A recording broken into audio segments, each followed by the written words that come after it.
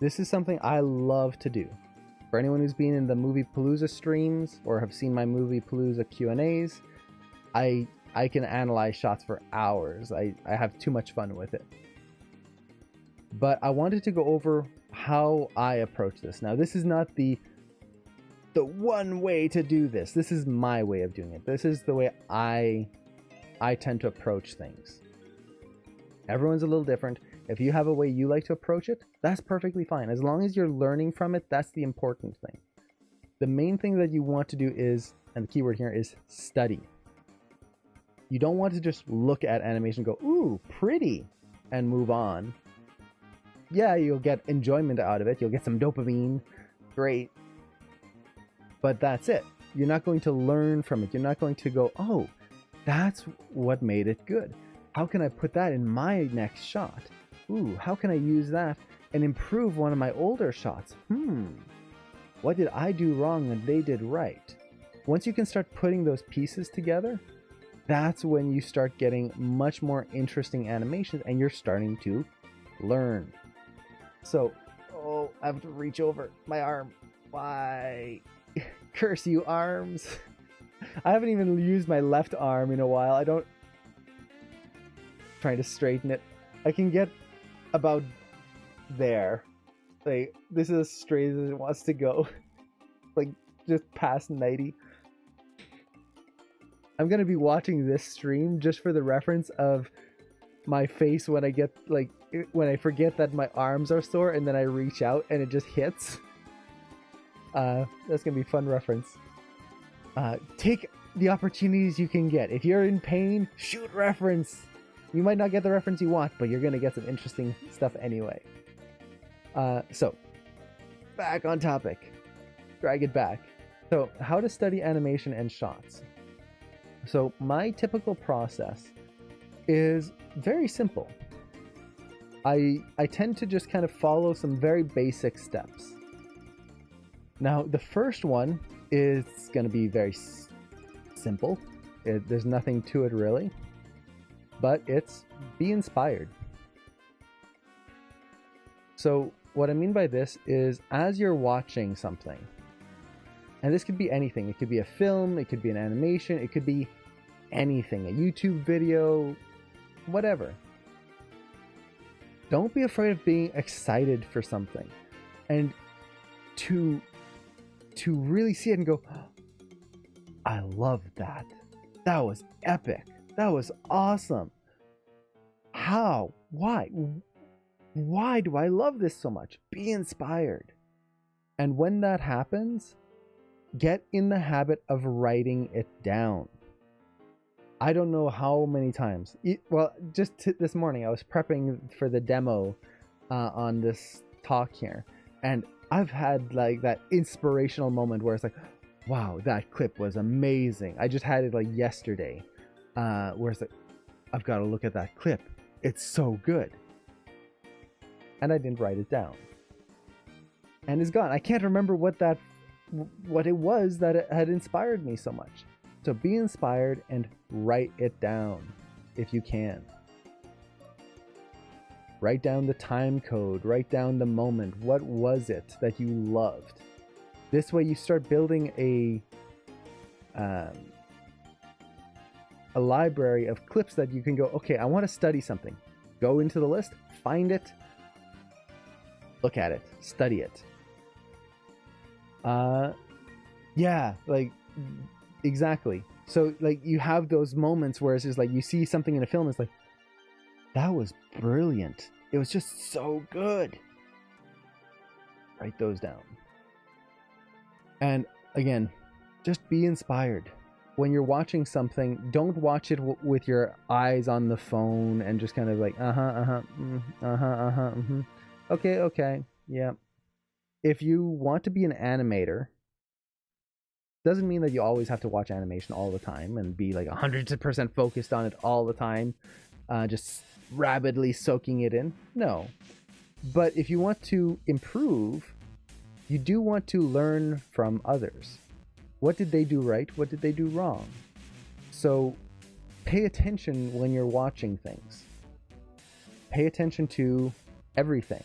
And you might not know why you like it or why you don't like it, but just make sure that you are attentive to it. So, with that, number 2 is, if possible, find a source. Now, this is tricky. Find a source to frame or draw over. Not draw over. Basically, this just means try to find a clip that you can actually look at. You could look at it, like, let's say you're watching it on Netflix. Great, you see the clip. Wow, amazing! You can't frame through things on Netflix, at least not that I know of. Try to find a source for it. Look on YouTube, see if you can find that one clip. Buy the DVD. Find some way of analyzing it properly. You can look at it at full speed. It's just going to be a lot harder to really dive down into what makes it so good, especially when it comes to animation.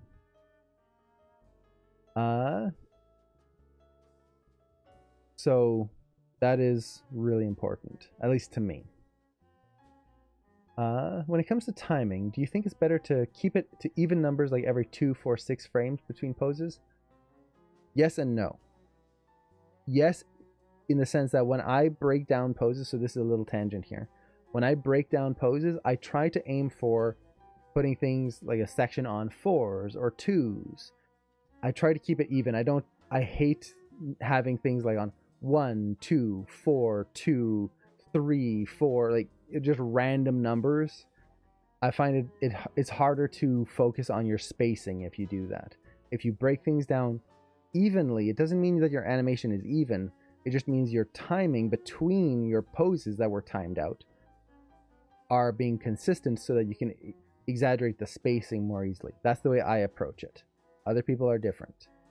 So this is my preference. With that said, I'm not going to put a whole shot on 4s, and everything has to be on a 4 regardless. Sometimes you don't need that many keys. So there's going to be sections in 6s or 8s or even 12s. Other times I'm going to put things on 1s because they need to be there. So there's the balance. You need to put keys or not have keys in certain areas to keep things simple or to put the detail in. But I do try to be smart about where I put those keys in, if that makes sense.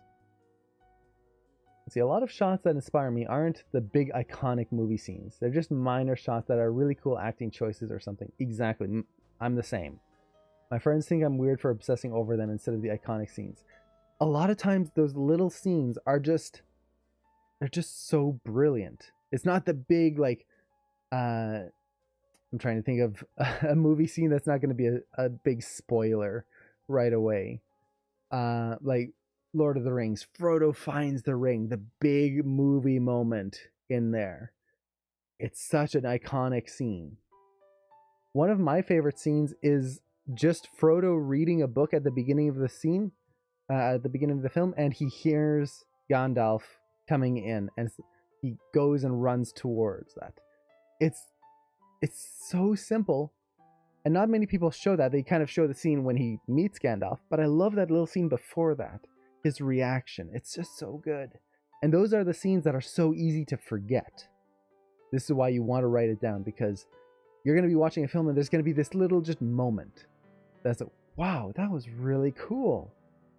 But there's nothing like really unique about that scene. It just kind of, it's there. Write it down.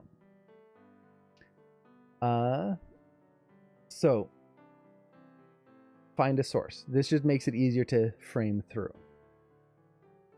Let's actually number these. So 3. Yeah, let's actually, there we go.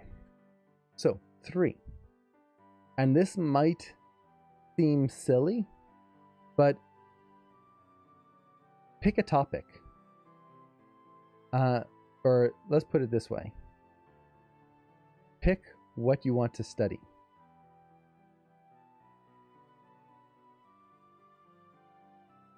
So what does this mean?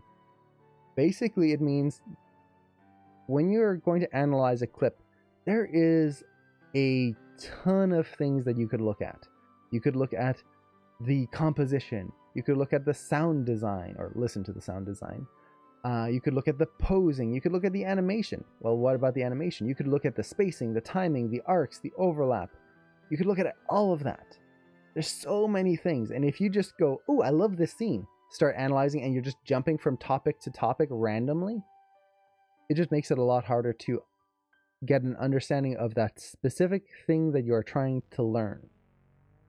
So if you're going to start learning something, you want to study it, look at a scene, and try to pick the main thing you want to focus on there. It doesn't mean that you can't weave to other topics. If you've ever seen me analyze stuff, you'll notice that I do that all the time. But you want to try and focus on one main goal of that scene. So pick something. And this can be tricky because when you're first learning, well, what do you pick? How do you even know what to start studying? This is where, as you progress, you'll learn things to study. For example, when you first start animating, you'll learn about the 12 principles of animation. Pick one of them. Or kind of pick the general topic of how do they use the 12 principles and focus on that. So you're kind of making a broader look, but still trying to focus on that one main topic. So this makes it a lot easier to kind of just give a focus. Now, with that said, number 4 is ask questions. And this is the big one. This one here is going to be the biggest one. So ask questions. Basically, it's when you're looking at something, you don't want to just go, ooh, pretty, ooh, wow, look at that, wow, ooh, so nice. It's good to appreciate things, but you want to ask questions. Why did they choose to do this way? Why is this appealing? Why does this scene work, but this one doesn't? Why do I feel like I was led through the scene? Why wasn't I lost in this scene? So maybe you have a scene with lots of cuts and you didn't feel confused whatsoever during all of those cuts, this frantic motion. Why? Why wasn't I confused? If you can pick a question, it'll give you topics to pick from, and it'll give you a way to focus in on something to learn. This kind of goes, 3 and 4, they kind of go together. But for me, number 4 is the big one, where you have to ask yourself a question. Ask yourself something specific about this shot. It could even just be something like, why do I like this? Why do I like this scene? What is it about this scene that is drawing me in, that just, it's so appealing to me? Now, with that in mind, also keep in mind that there may be multiple answers. So, for example, why do I love this scene so much? It's just so appealing. Man, I just can't get enough of it. Well, it could be that the timing is just really appealing. The timing, there's just a beat to it. It's matching the music. But also the composition could just be a very nice dynamic angle that's very pleasing to the eye. It could be that the sound design, just the way the music builds up, it adds to that moment. There could be multiple answers to it. But at least you ask the question and then you try to find the answer. And then the last one is just be open to new questions. So what this means is that we've picked something we want to study, we've asked our questions. As you're studying, new questions will come up. And you might derail yourself. You might have gone in going, okay, I'm going to study all the composition in this scene. And then partway through, you just like the spacing in this shot. Whoa, it's so cool and dynamic. Maybe you just refocus and start studying the spacing. Don't do it all the time, or else you're not going to get anywhere. But if suddenly you're very inspired by something that you didn't even realize was a question you had, that can be interesting to kind of dive into a tangent on with that. So this is the way I typically approach it. So first, be inspired. Just write down anything that you feel is interesting and you want to study later. Find a source that you can actually frame through it. And then the main ones are pick what you want to study in that shot and ask questions. Ask questions. Do not underestimate the power of asking questions. This is going to be what really gets you further. And when you ask the questions, look for the answers. Try to answer those questions. Don't just ask a question and go, okay, oh, why is this so appealing? No, why is this so appealing? Answer it. Find the answer. You might not find the answer. You might find the wrong answer. Maybe it's not going to be the right analysis. You're still learning. Making mistakes is not bad. Making mistakes is learning. You're going to make mistakes when you analyze things. That's not a problem. The more you do it, the more you're just going to keep improving anyway. And you're going to make less and less mistakes as you get better at it. So, yeah, don't worry about that. So, let's see. I have a question. If you ever were sent off away from home for a long time, your PC, everything, and come back sometime and open up Maya, what would you do to practice your animation skills? I would, if you're really wanting to kind of just get back into the swing of things, check out that link. This is 51 animation exercises that are just great to practice. It ranges from very simple things to more complex. I find that's very nice to just kind of like refamiliarize yourselves with some of the principles and the main kind of concepts of animation. Weight, overlap, the 12 principles, all of that stuff.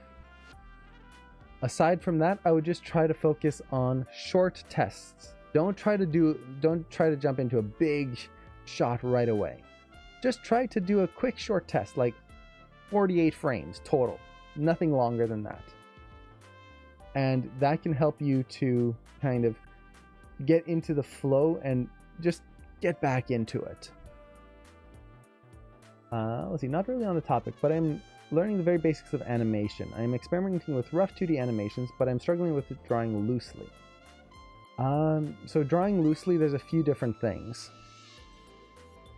So the first one is when you're drawing, and I talked about this yesterday, is don't draw from the hand or the wrist, draw from the arm. So if I draw from the fingers, which is how most people tend to draw when they start, this is as big as I can draw right here. So this, I'm not moving my hand, I'm just moving my fingers. If I start using my wrist, I can get this big. If I use my whole arm, I can get like that. Now it just takes practice. It's gonna take a long time to get used to this. I'm still not 100% used to it. I'm very much like, I grew up just doing this. So doing the whole arm takes a lot. But what that's going to do is it's going to help loosen you up and make better lines in your shot. So for example, if I try to do a long line here, and I use the kind of short method, you can see I can start creating a line, but you can see how lumpy it is, and there's thick spots, thin spots, it's kind of wiggly. If I just use my whole arm, there you go. Beautiful line, done. I can make an arc. There we go. If I was trying to do that with like the shorthand version, you can see how that line just, it doesn't look as appealing. It's just not great. Other thing, draw lightly. This is the tip that my brother always He showed it to me, and it really does help. Try not to gouge the paper or the tablet. Don't push very hard. Just put your pen very lightly on the tablet and very light lines. Get used to not putting much weight on your pen. It's in the end, it's going to save your tablet and just get better line quality. And Ice King, that's an awesome username. Thank you so much for the follow. Let's see. What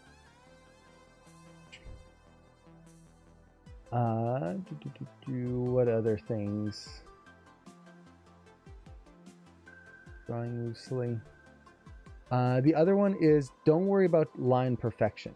So one thing that I like to do, you'll notice that my pen here, now this depends on if you're actually doing 2D animation or like digital, like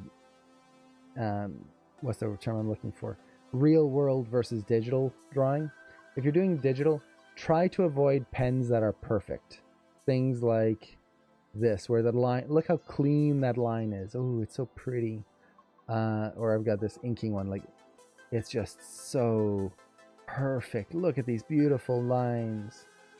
This is actually a great way to become overly self-conscious about your lines, and things are just not going to look good because you notice every little imperfection. So for example, here you can see that my line started with a little tick mark. It stands out because the line is so perfect. Any little like wiggle or imperfection in it is just going to stand out, and you're going to want to clean it, and it's going to drive you crazy.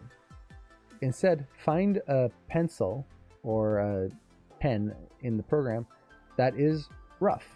So in this case, this is the one I typically use, and it's just this really rough pencil.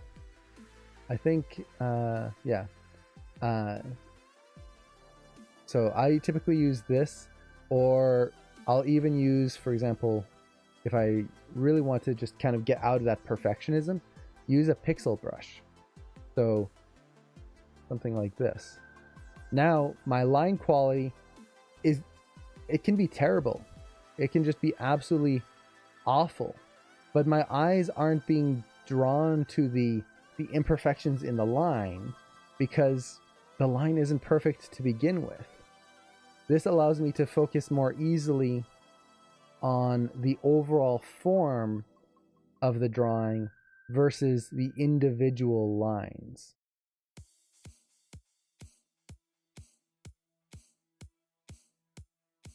So pick up a brush that doesn't kind of force you to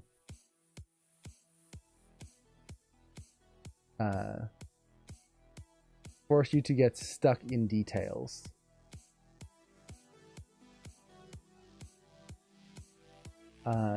It really makes a difference, at least for me.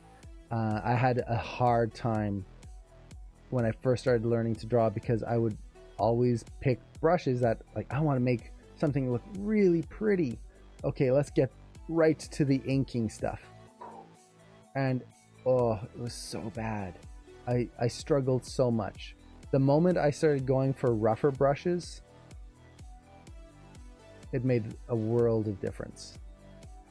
And also experiment. Some days you'll start using a brush. So for example, I use this kind of pencil brush here. There are days when I'll start to draw something and I just can't get it to look right. Like, no matter what, it looks bad. It's just not working. Switch your brush. So if this one's not working for me today, I just can't get things working right, I'll switch to maybe a thicker brush. This way I kind of focus more on the individual form of things versus the lines. Maybe that's still not quite right. Maybe I'll go even thicker. So I just focus on the general kind of silhouette value of the character more than anything. So just mix it up. Go to a pixel brush. Go to all sorts of things. Just try to vary up your inputs. That way you get basically it's refreshing your brain so that your brain doesn't get stuck in a loop of trying to be perfect. So those would be the main things. Draw lightly. Draw with your whole arm, not just the wrist and the hand. It doesn't mean that you can't. I do this all the time where I might be drawing kind of with my whole arm here, okay, but then I might just draw with my fingers to get the neck. Now it's my wrist, and then back to the whole arm for the bigger motions. You just get used to switching back and forth versus always just using the fingers. Yeah, and then switch brushes. Especially go for rougher brushes. See. So with that, let's actually, okay, just catching up with the chat there. So let's actually go through the analysis process. So look through this, and I want to actually do an example to just show how I would approach things. So let's actually just move this over to the side here.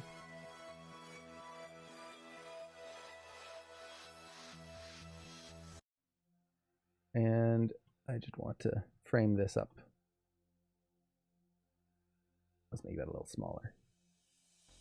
I want more animation, less writing. Writing isn't what we want here. Okay. So when I'm studying something, the first thing is the Be Inspired thing. I have a folder on my computer of animation clips.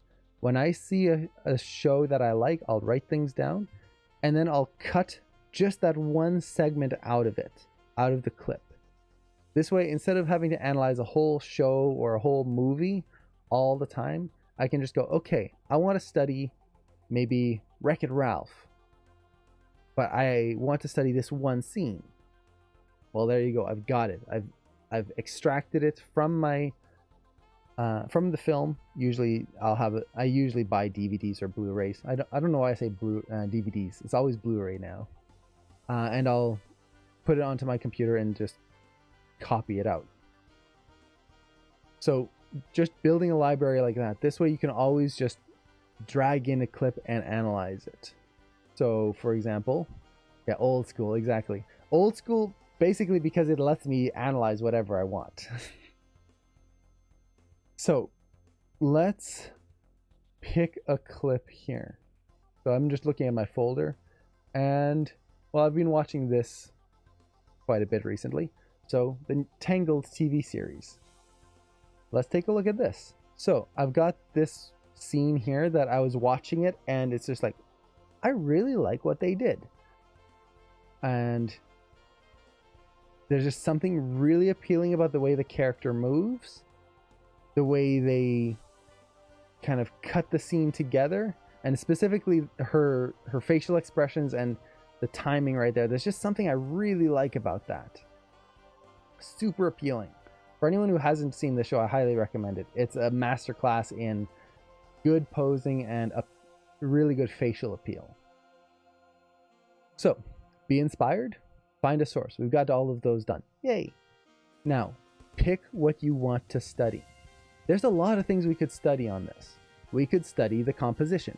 How does the camera move? How does the camera cut from her to her father, then back to her, then to Eugene? How does that cut? How does that link together? How do we cut, or we could look at the animation. We could look at the posing. There's so many things we could look at. Pick one. Now, it doesn't mean you can't pick the others after, but try to focus. It'll just make it a lot easier. So let's go over, I want to study the way she moves her hand. Specifically right here. There's this really nice up, down, left, right motion to the hands that it just has a really nice appeal to it. Okay, so we've picked what we want to study. Now ask questions. Well, my question is, how the heck did they make it look so good? It's a simple question, but let's try to figure it out. So I'll just go to that segment here and I'll start analyzing. And as you're analyzing, it's going through everything you've learned. So, for example, if you're just starting out, go through the 12 principles of animation. As you get more experience, go over the principles of appeal and posing. Go over the more advanced techniques of character. So, for example, she is not a very ladylike person. If you've seen the show, she is much more blunt, I guess you could say. And you can see that just in the way she moves her hand up. Look at that pose, how crooked her fingers are. This is not the graceful ballet style pose. This is much more claw-like, which fits her character. But let's actually just look at the animation. Let's look at our spacing, for example. As she comes up, we have the hand coming forward towards camera, and we have this one little frame of anticipation as the fingers come in right there, anticipate, and then the wrist is leading. If you watch the fingers, they come in, they're still dragging this way as the wrist starts to lead out this way. So we've got overlap right in there. Fingers dragging back, wrist leading. Now we go up here. Keep in mind this is 2D, so some segments might be animated on 2s right here. This holds for 2 frames right there. Goes up, 2 frames. Look at that hand drag. Technically her wrist should be broken right here. There's no way you can drag your hand that far because her hand is bent this way, not this way, that way. You can't bend your wrist that far. She would literally have snapped her wrist if she did this. But it works because it only lasts for 2 frames, which, since it's animated on 2s, that's basically 1/12 of a second. That's not much time at all. And then as they come up, we get this nice overlap. Look at that line of action right through the arm, how smooth it is. And if we kind of go on a tangent, again, be open to new questions. Look at how that flows right into her other arm and also into her body. That line of action is flowing right through the entire pose, not just into the arm, but through the whole thing. Now, as her wrist comes through, if we watch the spacing again, let's kind of make that bigger here. It comes up, and then the wrist stops, and the hand overlaps. They don't just kind of come up and stop together like this. It comes up and then like that. You get that flick of the wrist as the wrist itself stops and the hand, the palm, rotates over. Overlap. And then it holds. So it comes up here. And ever so slight overshoot. So the hand goes up and then comes down and around slightly. So it's very tiny, but it goes around this way. It's not just coming up and then stopping, just and freeze. That would make it look like she's just slapping something in the air. No, it comes up and it holds. But not a frozen hold. And it still comes through. It holds here for, let's see how many frames. If you're analyzing animation, I highly recommend Keyframe MP. This is what I'm using to analyze this because you can actually look at your frame numbers. So, for example, this is 47. And she holds this. It's a moving hold, but she keeps holding it till about 58. So she holds that for 11 frames. An 11 frame hold there. Almost half a second. They're not just going up and then down, just doing that. They're making sure that we get to read this pose. Now, as it comes down, there's a little kind of anticipation with the elbow here. We feel that go out first. Wrist starts to come down, but it's moving in an arc. If we watch the wrist, it's going up and then back down this way. It's not just going up and down the same path. That would be boring and not that visually interesting. It's very slight, but it's still there. Comes down. And now you can see, look at that. It's actually doing this. It goes up, down, and around like that. You don't, as you're analyzing, do drawings like this. This is something I do all the time. I'll just do like little doodles and stuff on the side to try and understand the arcs, to understand the spacing. It can be very, very helpful. So we go through here. Look at those fingers. They start out very wide right here. And then as it moves quickly, look at what happens. They all come down to a point because everything is kind of dragging in. Everything drags in and then whoosh, comes out. And look at that beautiful hand pose, those arcs in there and that depth. It's not just flat, it's really pushing that depth, but the silhouette is still clear. And then we get the hand kind of anticipating. It closes, comes forward, and moves. Now, another thing to watch out for is the timing of both hands. So as this one goes up, you can see the screen right hand just stays still. Now, as this one comes down, it comes down. As soon as it hits this point here where it's pretty much stopped, that's when the next one is starting to move. And as the screen left one stops, now this one opens up. We go from very thin to very wide. And it just gets bigger and then swoops through. So we get this nice arc coming through and around. And then it holds. As this hand holds, this hand comes forward.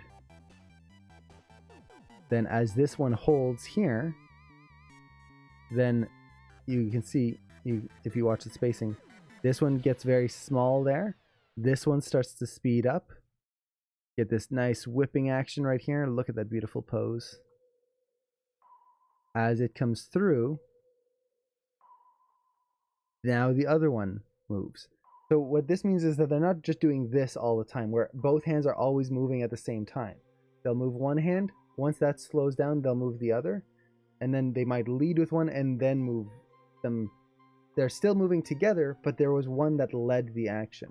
What this does is it leads the eye. So instead of doing this all the time, where we can't focus on what's going on, we have to go like this, where we move one hand and then we lead the audience's eye to where we want them to look. So that's very nice. It makes this appealing when we can see how they balance that. Even here, as both hands come up, watch how she's doing it. This arm, screen right, you can see it starts to move quite a bit more here. You can see it in the wrist right there. And then as it comes up, we get motion in here and a little bit in there. And this arm really comes up before the other one comes up. So it's a 1-2 motion versus just both of them coming up evenly. So you do that. And this is like a very basic form of it. Like I was just looking at spacing and a little bit of posing. You can break this down to whatever you want. So when you're analyzing animation, ask questions. And this was just the one question of, why do the hands look appealing? Why do the arms look appealing here? But now we know. It's a little bit of mixture of the spacing, the timing of both hands, as well as the posing of the fingers, how they compress and then expand, compress and expand. It builds contrast. So the hands aren't just doing this all the time and always flat to camera. That would suddenly be a mime. No, they go in and around and they flow, and there's this kind of gracefulness that doesn't betray her character. Her character is very strong, not mild and like meek, where her hands are always thin. No, it's big poses. They curl up and then big pose. That's interesting to me. Now you could look at the composition. So, for example, where are our eyes focused? We're watching her here. We're basically focused on her face right there. Now, as it cuts, our eyes are right here, which is going to be right there, pretty much, right between her eyes. Now, as we cut to this scene, our eyes will automatically want to go over here to him. And the way they make that a little bit more clear is that they have him start moving right away. And if you see Eugene here, Eugene does not move. Because if Eugene moved at the same time, even if it was a little bit, because he's so close to camera, our eyes would go whoop in two different directions, and it would be very hard to focus on anything. So they keep Eugene still, and our eyes go to him. Now, as we cut here, we've got our focus on his eyes, and he's looking screen right, in this direction right here. When we cut, our eyes follow that and end up pretty much there. And look what happens. She raises up into screen right there. So if I keep my mouse in place, right there. So she actually raises up into the space that our eyes are in. Now, this doesn't mean that our eyes are lazy and just sticking to this point, but it means that we don't have to go searching around for the next thing we want to look at. It's a good cut. Now, when she comes through here, once again, our eyes are focused right here, usually between both eyes, and a little bit of the sword. When we cut, look where our eyes are going to be. It's either going to be right here, or if we kind of go between the two, probably right around there, right here. So regardless of whether we're looking at the sword or her eyes, we're going to be right on target for the next scene and focus right between her eyes. Now, as we cut here, again, we're focused kind of between the sword that just had this nice, beautiful glint to it. So our eyes are kind of right over here and creating this triangle right there. As we cut, look where he ends up. He crosses right through that triangle where our eyes were, which means that as he comes up, we're going to be right there focused on him. Our eyes are now here as we cut right between both guards, which you could say is kind of not great because we don't have a focus, but our focus isn't on any of these individuals. Our focus is going to be on the sword coming up. That's the big thing that's moving here. So it's leading our eyes where the director wants us to look at. That's very good. So you could do an analysis on that. I love the squash and stretch too. You could do an analysis on that. You could look at the posing. So for example, one of the things I love about this show is the way they pose out the faces, specifically the mouth. So if you look at the mouth here, they're really exaggerating the teeth. This is something that as animators, especially as new animators, I don't see people doing enough. Look at this pose. Her teeth are pointed inwards. Teeth don't do that unless you've got really bad teeth. If your teeth were literally angled in this way, like that, you need braces because that's going to be horribly bad on your jaw and you're going to displace your teeth. I've got a friend who's got a similar issue like that, where his teeth are offset and it's a nightmare. That wouldn't be right. But look at how appealing it makes the mouth. If these were just straight, let's take the color here and just kind of fill that in. So just put that straight here. Look at how boring that is. It's not that it's bad. It's just not as interesting as this. It's flat. The other thing that they're doing is they're making sure to see the corners of the mouth. So if I do this, a big smile, let's go full screen, you can see there's dark spots on either side of the teeth. Right there. They're putting that in. Let me just pick a color that's a little darker here. Oops. They are filling this in with darkness right there. This makes the teeth fit in the mouth. It just makes it more interesting. Now, what I tend to see a lot of when people first start animating the mouth is that the teeth just fill the mouth. And that looks really weird. When a character is doing a pose like this and you just get teeth. It's just, it can work. Like, is this bad? No, not at all. But is it as interesting as it could be compared to this? Like, which one makes her feel like she's actually gritting her teeth and putting tension in her jaw? This just looks like she's raise the sword. This looks like she's got the tension in there. It's exaggeration. There's nothing wrong with either, but they're using it for a purpose. And yes, this would look good in 3D animation. So if you look at, let me see if I can find an image of this. You actually see this quite a bit in 3D films.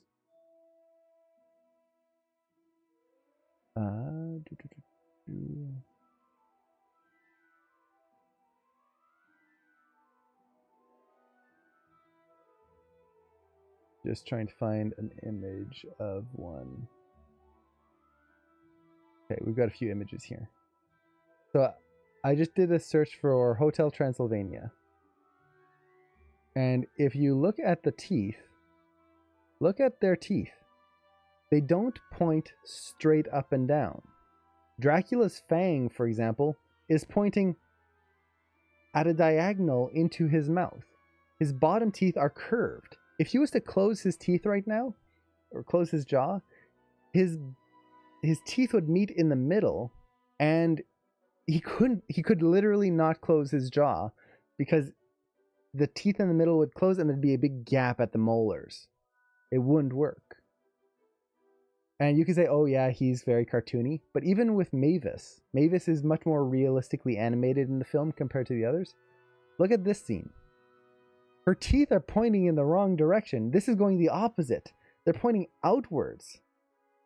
And what this does is it enhances the smile. Instead of getting just a straight line in the mouth, the teeth themselves are smiling. Is that natural? No.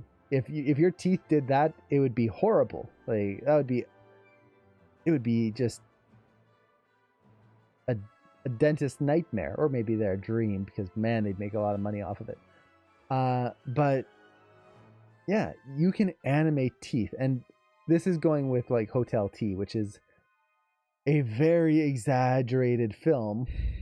Look at all our posing; it's so good. But you can do this with any film. If you look at most Disney films, even, there are moments where the teeth are exaggerated. Disney, Pixar, any of those more realistic style. So we can analyze that and figure out, okay, what makes that appealing? We can look at the pose. Even just looking at the way the tongue moves, the way it kind of starts to anticipate upwards here, and then it just pops up, hits the roof of her mouth, and then right back down. Is this nice hard impact in there to really make that lip sync read. You get this nice V or F shape right there. A nice big contrast. Even as she comes in here, watch how the eyes drag. So as she's coming down, her head is coming down. We can see the spacing right here go down. But watch the eyes right there. The eyes barely move. And in fact, the eyebrows actually go the opposite direction. The eyebrows go up. So she's stretching her face. They're basically just doing wash and stretch, where the face, instead of just everything coming down boringly and evenly, they start here, and then part of the face is coming down, part of it is staying up at the top here, and it creates this little bit of a stretch.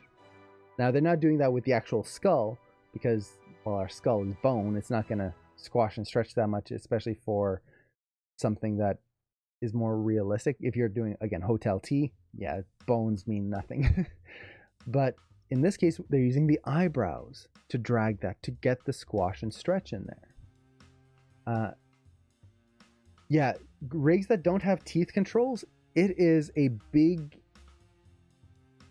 How to put this? I don't want to say it's a negative to the rig, because honestly, our teeth don't move. Like, the whole time I'm talking here, hopefully my teeth are not wiggling around in my mouth, or else I'm gonna be I'm heading to the doctor or the dentist probably next week, if that was to happen. No, my teeth are solid. But in terms of posing, moving the teeth is crucial in finishing a pose, at least to me. Sometimes you're not going to do it. Other times you will. But that goes with any control. It's the same with the pupils of the eye. Most shots, you're not going to really change the pupils that much, because, well, our eyes are not dilating and contracting all the time. But when you need it, you need it. There are times when you have to contract that pupil. Same thing with animation. There are times when, to get the optimal pose, you have to move the teeth. Otherwise, you're just not exaggerating enough.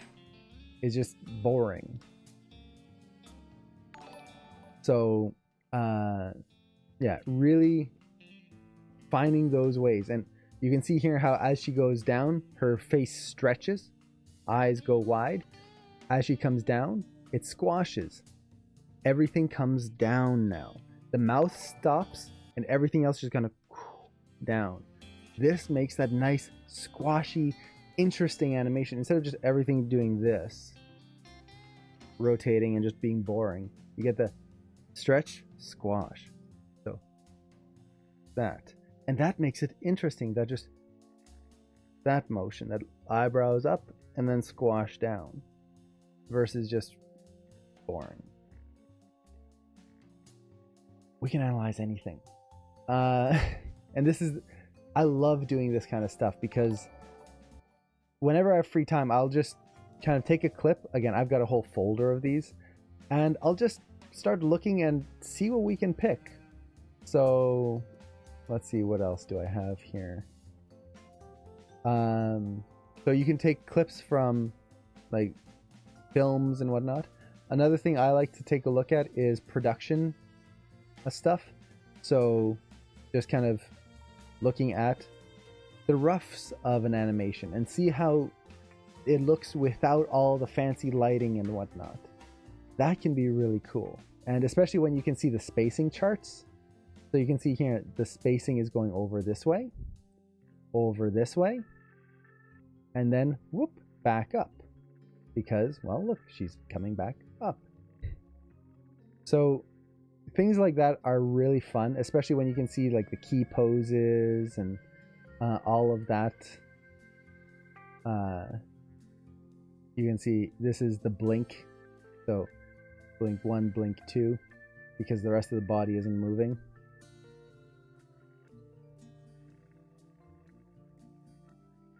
I love seeing this kind of stuff. One day I'll learn how to do 2D animation. And I just saw Kilrith, Creative Girl, CSGO, and Mezgo. Thank you so much for the follows. I really appreciate that. That's awesome. So you could study, again, same things here. You could study the animation. You could study the composition. How does she move through the scene? For example, she starts with her head about this size and our eyes are focused right here. As we go through the scene, if you actually look, she's getting closer to camera, but our eyes aren't moving that much. You'd think our eyes would be like going all over the screen. No. It's literally just focused right here the whole time. If anything, it goes over to the side, which basically means that we get an arc. So our eyes are doing this arc right here. Whoop, whoop, like that. That's it. What this allows us to do is focus on the face, and the body is moving hectically. It's got a lot of motion. The arms are swinging. But because the face is stationary-ish, not so stationary that she's running and the face is just locked in place, we can still focus on her expressions and her glancing around. And then I love this, the spacing of the arm here. Just look at that. We get that little arc upwards. Let's do this in a different color. And Q1123, thank you so much for the follow. So if we watch, let's do, maybe not red. Let's do dark blue. If we watch that hand, it goes up and around and then down, moving in an arc. And look at that beautiful spacing. And how as it comes over here, it overshoots right there and then comes back. So we get that nice little arc around and then out.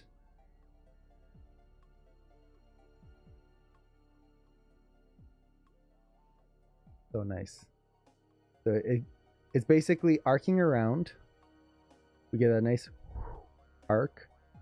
It comes in and it's anticipating. Not only is it's anticipating, it's overshooting here. This is the overshoot. And they use the overshoot to then come back in. So this would be the settle this way. And to tie it into the next motion, that settle is also acting as an anticipation for the next motion. So the settle, we watch this here.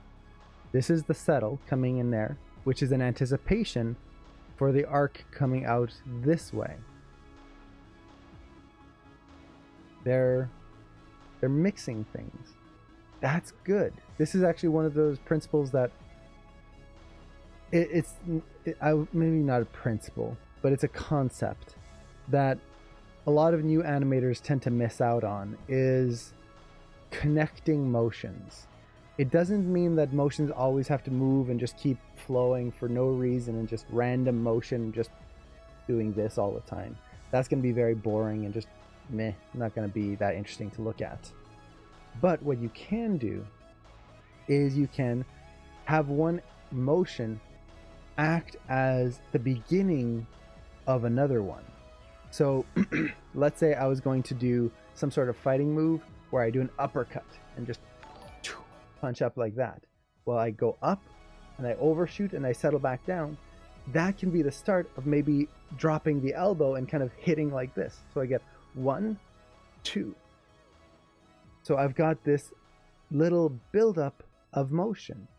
Instead of doing 1 and then just freezing there and then 2 and then freezing there and doing something else, I get 1, that little, and overshoot, settle. That settle becomes the anticipation and the beginning of the next one. So shoot, so it's 1, 2 versus just You can build things in, and you can do this all sorts of ways. It's one of those concepts that can really push your animation, make them feel fluid in so many interesting and unique ways. So let's see. So you can look at things like this. Look at live action reference as well. So for example, I've got this reference. I just like having this on hand. This is reference of someone reading. So a lot of people, when they have a character reading a book, they'll just have the eyes like slide back and forth. Because we're reading, we're just literally sliding our eyes across the line. That is not how the eyes work. Watch the eye as it's reading. See how it bounces? It's like a typewriter, an old style typewriter. It's like our eyes don't move smoothly. And if we frame through this here, you can see that it's very fast. We get a little one frame anticipation, it just hits, and it actually bounces a little bit.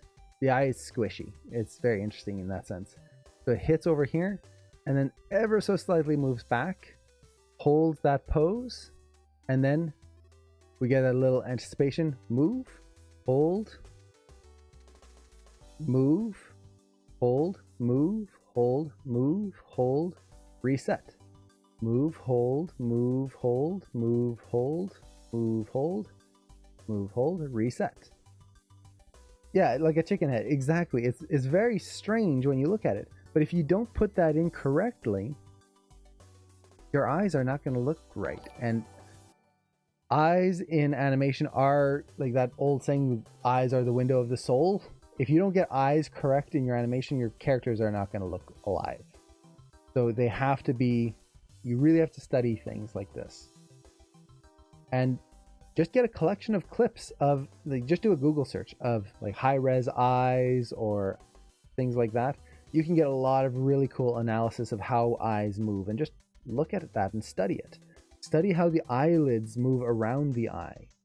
So for example, here you can see how as the eye moves, it drags the eyelid with it right away. The eyelid is very much in tune with how the eye moves underneath it.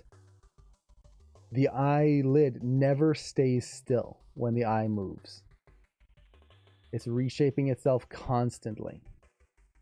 Every eye dart, even this one here. Look at this side right there. You can see the eyelashes dip down ever so slightly.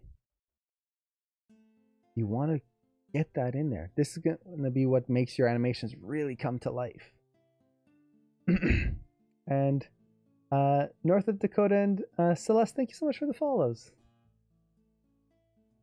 Are you from Pratt Institute? No, I teach at Animation Mentor, actually, which should be linked down below there. I didn't actually know that there was a Pratt Institute. Pratt is a very common name, I will say that.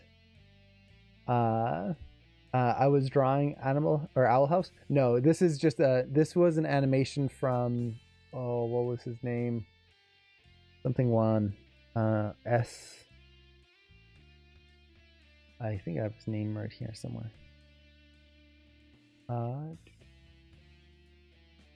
Stephen Wan, I think it is. One of the animators on Owl House.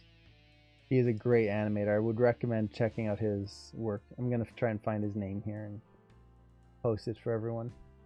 See if I can find it.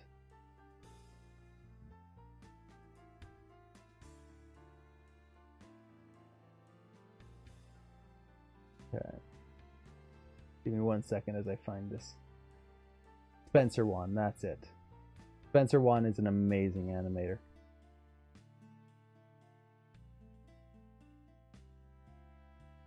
So yeah, analyze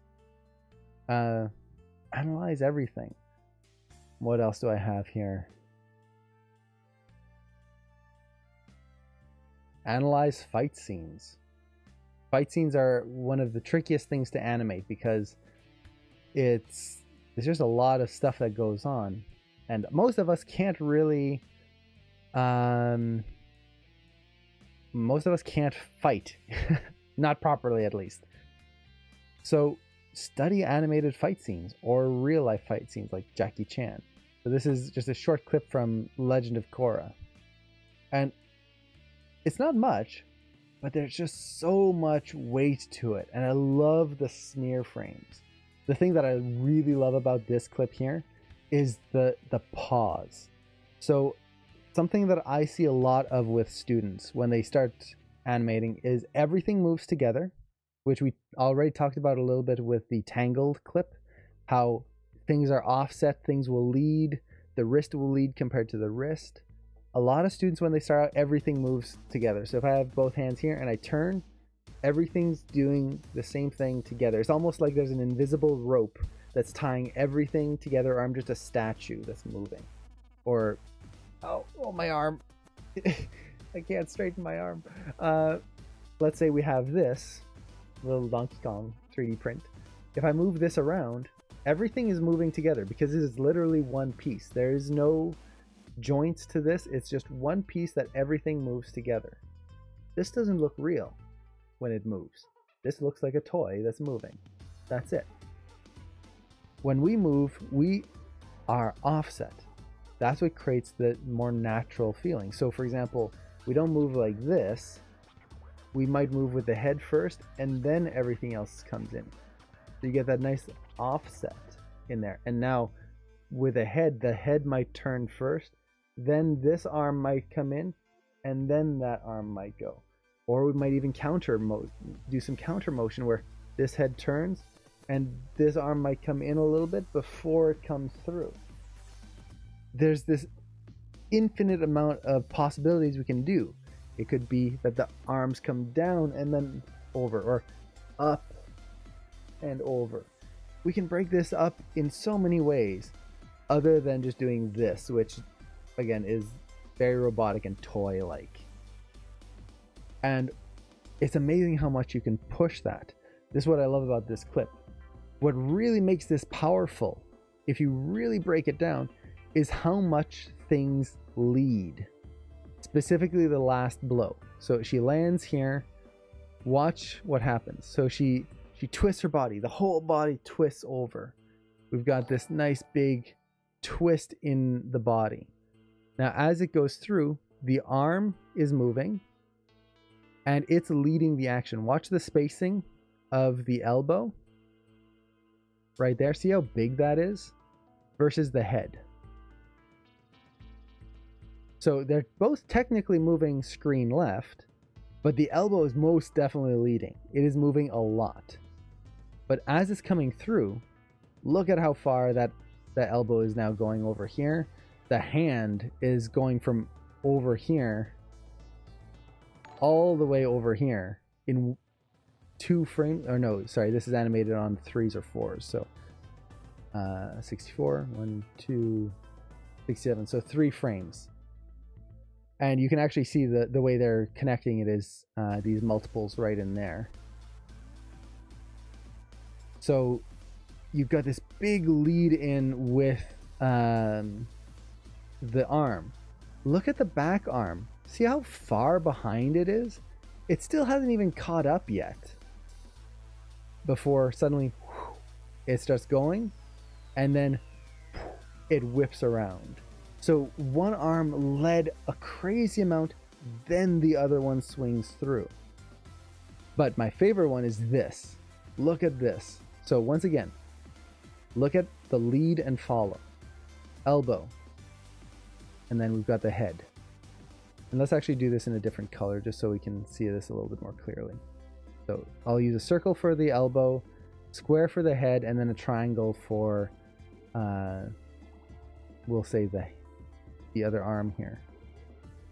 So we've got these 3 elements. Now, of course, you've got more. You've got the body, the hands, all the stuff, the hair even. But watch how everything is leading and following. So the head moves quite a bit here. Look at how far the elbow moves. It leads a lot right there. The hand barely moves. Just a tiny little amount. Now it goes through. The head has pretty much stopped.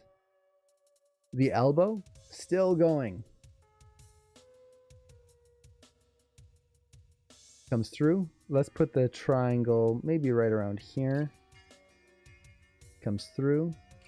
It's arcing around. Look at how far that elbow and the wrist are going through now.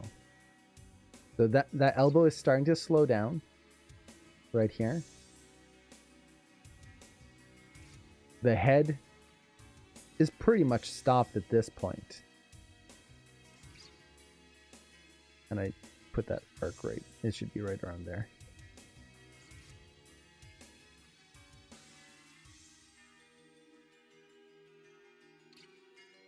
So we get that. And then watch what happens right here. This is my favorite part. Look at how that hand, it just stays behind,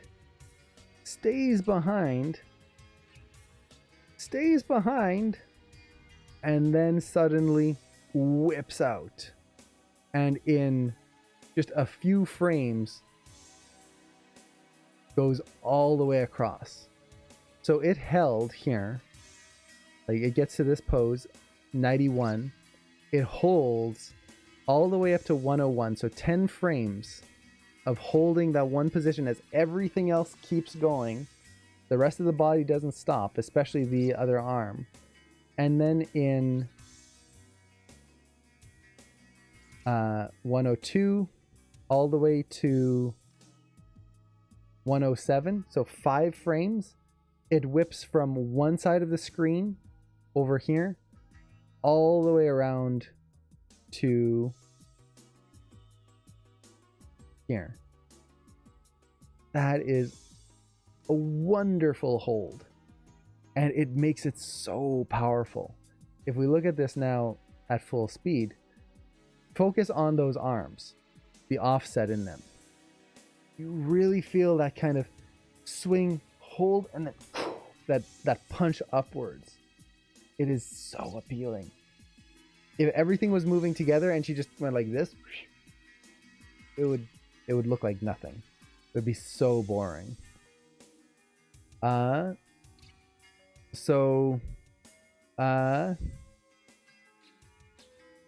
it's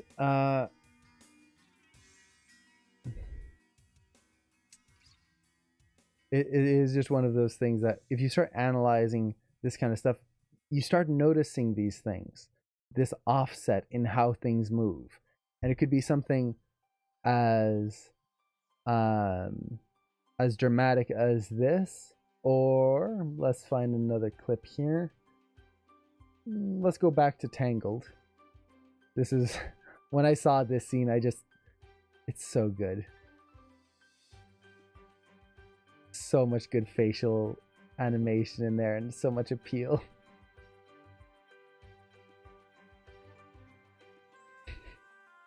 Oh, it's so adorable. But even the way the face moves, there's lead and follow. So for example, the eyes start the motion here, and the mouth then follows. We get a little tilt of the head here, then the mouth opens. There's just all of this wonderful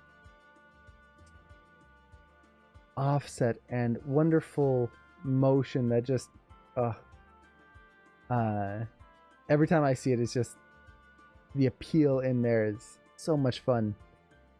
And if we start going through on all of the different things that we've covered already, like if you look at the teeth, they've got that offset in them so that they're kind of bent inwards. We've got wonderful line of action. I love how the eyes are offset here. Now, one thing that they're doing is, if you ever look at eyes tend to close at the same time. They close and then they hit their open pose at pretty much the same frame. If you offset them like this, you get a drunk feeling to the eyes. But what you can do is you can offset the spacing in between. So they close on the same frame, but before that, there's an offset to make it more interesting. So for example, here, you really feel that she's tired because one eyelid almost stops. Well, it does stop pretty much.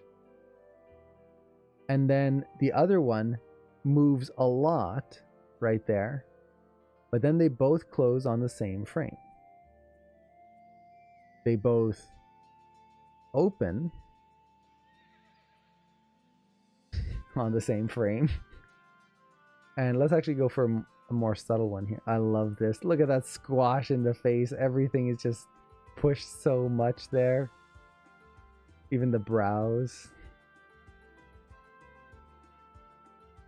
So, like right here, her eyes open. They open on the same frame. But then, right here, the one eye stays a little bit closed, while the other one opens up a lot. The other one catches up. I love the overlap in the mouth here. That bottom lip. Look at how much it's going out there. Oh, so good. The beautiful hand pose. Look at this. The contrast from the nice relaxed hand here to the really exaggerated dynamic fingers here. And they're pushing the silhouette of the fingers too. So if you look at the fingers, there's this nice straight on the back and then this beautiful design to the underside of it. It just makes the fingers look much more appealing. The hang time. So if you think of this like a bouncing ball, let's kind of track the spacing between the eyes. I was going to do the eyebrows, but because the eyebrows can kind of move, let's actually track the freckles. Gives us a point of reference. So if we look at the spacing here, it's really a bouncing ball. So for anyone who's starting to learn animation and you're learning the bouncing ball and you might be, everyone's telling you, oh, everything's a bouncing ball. I know a lot of students who go, ugh, again, the bouncing ball, it is important because it applies to all sorts of things. Even the way she bangs her head here, it's a bouncing ball. It's bouncing off the wall. So if we look at the spacing here, look at that. Goes round, up around, and then bounces. And it has the same principle of the bouncing ball, where the frame before the contact right here is wider right here than the frame after. This is what gives it the feeling that it bounces. That's the bouncing ball. She's so tired. Such good exaggeration in there. I love this show. So well animated. So, yeah, you can really push the appeal of poses, the appeal of animation so much. And part of how you learn how to do that is by analyzing, by taking time to study these. And like I was saying before, this is the way I approach it, is first, just find clips that you love. When you see it, it's just like, whoa, there's something inspired you when you saw it. Something caught your eye. Next, find a way to look through it, to frame through it. Because if you were to look at this and just kind of play it at speed, you can get some of the elements in there. But when you can actually start drawing over or frame by framing through it, this is when you really get the little details. So even, for example, the little anticipation in her fingers right here. How the head leads the action, but then the fingers kind of expand and then contract. Just a little detail like that. It's so nice. Then, once you find the clips, pick what you want to study from it. You want to study the posing, the composition, the animation. What about the animation do you want to study? Then ask yourself questions about it. It could be something like, why is it appealing? It could be, why does that arc work? It could be, why does the camera work? Why do I not get confused when I look at this scene? Why do I feel sad when I look at this scene? And as you're asking those questions, try to find an answer to it, the question. And then the last thing is be open to new questions. So as you're studying this, new things are going to come up, especially as you're framing through. And you might go, oh, I didn't think of asking that before. I'll ask it and answer the question. Try to answer the question. And like I said earlier, you might get it all wrong. You might analyze something and totally misunderstand it. That's fine. That is perfectly okay. You're learning. That's the whole point. You're not going to be a master at it right away. You might look at something and not understand quite the fundamentals to it, or you look at it and like by the end you have no answer. That's fine. Just keep analyzing. Keep doing this process. You will get better and you will improve.